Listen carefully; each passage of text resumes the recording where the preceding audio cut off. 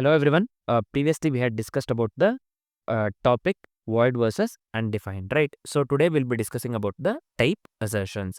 So type assertions allow developers to manually specify a type for a value, overriding the TypeScript's inferred type checks. Again, I'll tell. So type assertions, basically what it does, it allows developers to manually specify a type for a value, right? So I hope this is clear.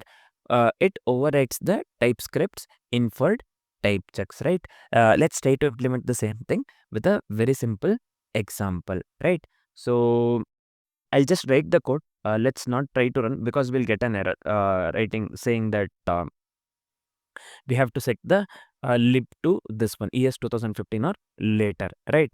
So we'll not be running the code. I'll just show you the very simple example basically. So I'll just come here, like value. Let's set this one to the unknown. Also, this one, let me give something within the strings. I'll just give here TypeScript. So I'll just give here length. Let's set this one to number.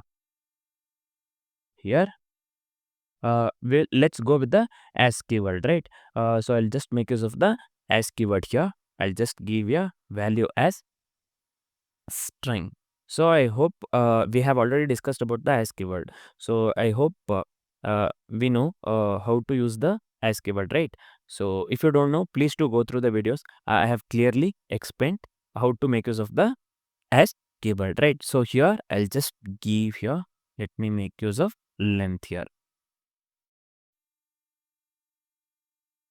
So I'll just log here length. So I'll quickly explain what I've done here. So the value variable, so here this one, the value variable is of the type unknown. We know that, right? We have set this one, the value variable to the type unknown, and we are asserting it as a string using as keyword, right? So here we are asserting it as a string using as to access its length property, right? Finally, the console log logs the string length, which should be basically 10. TypeScript, you can count here. The output that we need to get here is 10. This is basically, so if I try to run the code, we will get the error. We have to set the lib, this one compiler to the ES 2015 or later to get the output. So let me run this one. You'll get to see. You can set the compiler to this one and you can just try to run in the VS Code here. See here. So this is fine.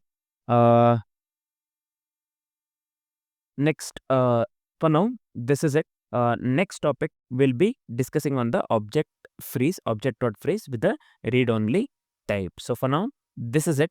Thanks.